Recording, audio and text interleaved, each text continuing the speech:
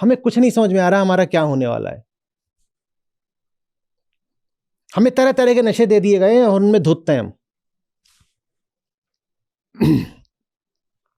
Climate change के इतने तरह के उपद्रव हैं, ऐसे ऐसे परिणाम हैं, मुझे समझ में नहीं आता मैं कौन सा छोर पकड़ूं, कहां से बात शुरू करूं, किधर को ले जाऊं।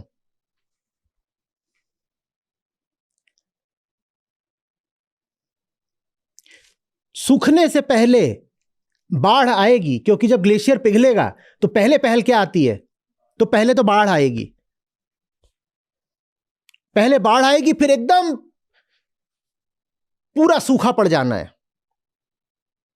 जिस लद्दाख की वहां पर बात हो रही है भाई, वो हिमालय का हिस्सा है।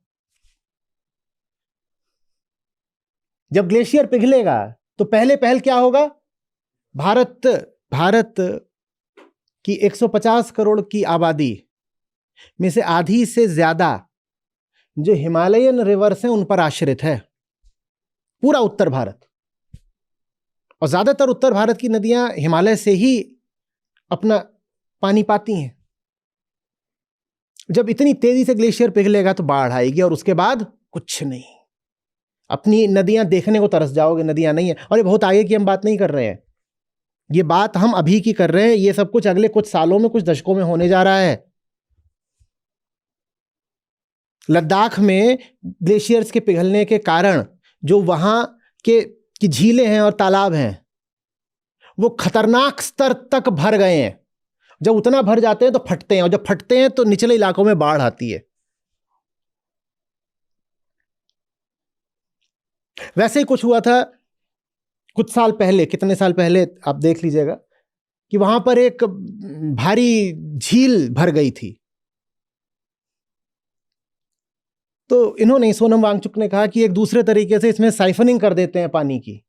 सरकार मानी नहीं, सरकार ने उसमें ब्लास्ट कर दिया, नीचे खूब तबाही आई, फसलें उड़ गईं, पुल उड़ गए, जान माल हर तरह की तबाही हुई। फिर बाद में सिक्किम में वैसी स्थिति आई तो इनको बुलाया गया, उनको कहा गया कि आप जिस साइफनिंग की बात कर रहे हो कर दीजिए ताकि जल स्तर थोड़ा कम हो जाए तो बच जाएं हम। बात समझो, आप नहीं समझ सकते कि कितनी बर्फ जमा है ये हिमनदों में। इन्हें हिमनद बोलते हैं कि एक नदी में कुल जितना पानी हो सकता है उतना पानी एक ग्लेशियर में है, हिमनद। और वो पानी जब पिघलेगा तो क्या होगा, कैसी तबाही आएगी। और पिघल रहा है।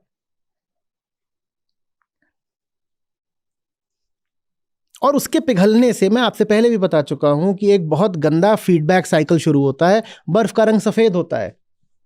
बर्फ पर जब धूप पड़ती है तो बर्फ उसको वापस रिफ्लेक्ट कर देती है। लेकिन जैसे जैसे बर्फ पिघलती जाती है, और बहुत तेजी से पिघल चुकी है, पिघल रही नहीं है, पिघल चुकी है, वैसे वैसे बर्फ के नीचे की जो मिट्टी और चट्टाने हैं वो एक्सपोज होते जाते हैं और वो सूरज की रोशनी को सोखते हैं।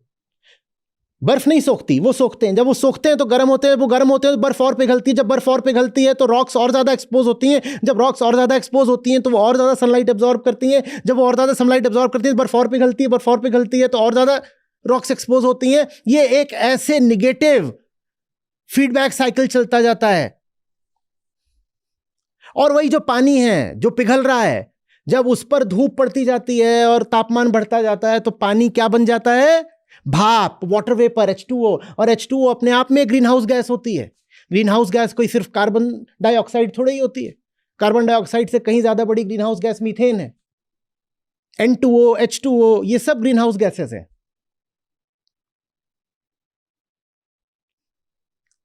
ओशंस हमारे कार्बन सिंक्स हुआ करते थे, वो अब कार्बन सिंक्स की जगह कार्बन एमिटर्स बन गए हैं, क्योंकि पानी कार्बन डाइऑक्साइड को सोखता है।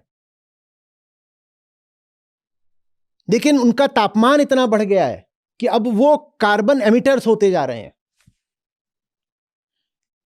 Acidification of oceans.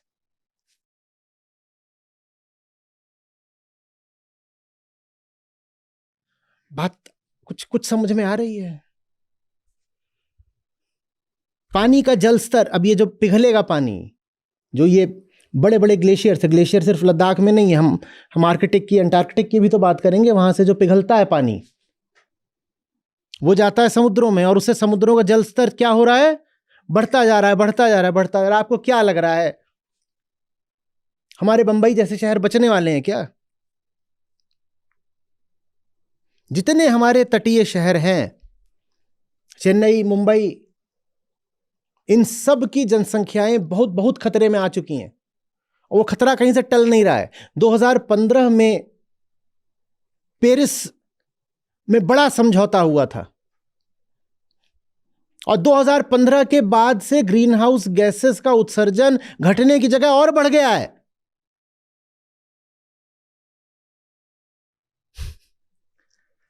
हाँ, जिस गति से पहले बढ़ रहा था उस गति से नहीं बढ़ रहा है, लेकिन कम नहीं हो रहा, और बढ़ रहा है। आप पहले ही एक बहुत खतरनाक हालत में थे, आपकी हालत और खतरनाक हो रही है।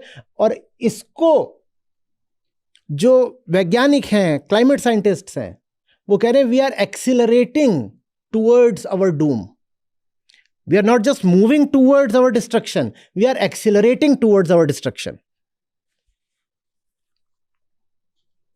जो क्लाइमेट गोल्स हमने अपने लिए निर्धारित करे थे, क्लाइमेट गोल ये है कि भाई हमें रोकना है 1.5 डिग्री पर, जो एवरेज राइज इन टेम्परेचर है उसको 1.5 डिग्री पर अगर रोकना है, तो आज आप जितना एमिशन करते हो कार्बन डाइऑक्साइड का, इससे लगभग 42% कम, माने आधा करना पड़ेगा इसको 2030 तक। आपको लग रहा है कोई भी सरकार दुनिया भर में गंभीर है ये करने में? 1.5 डिग्री छोड़ दो, अगर 2 डिग्री पर भी रोकना है तो आपको 28% कम करना पड़ेगा। कम छोड़ दो तो बढ़ रहा है, माइनस में जाने की जगह तो और प्लस में जा रहा है। लेकिन आम आदमी को इससे फर्क नहीं पड़ता। आम आदमी के पास झुंझुने हैं और न जाने कहां पर मगन है, कौन से उसके पास मुद्दे हैं। देखो ना टीवी में, सोशल मीडिया में कौन से मुद्दे चल रहे हैं। उनसे क्लाइमेट चेंज की बात करो तो कहते हैं हाँ, होक्स है, होक्स। यही होंगे जो मरेंगे सबसे पहले।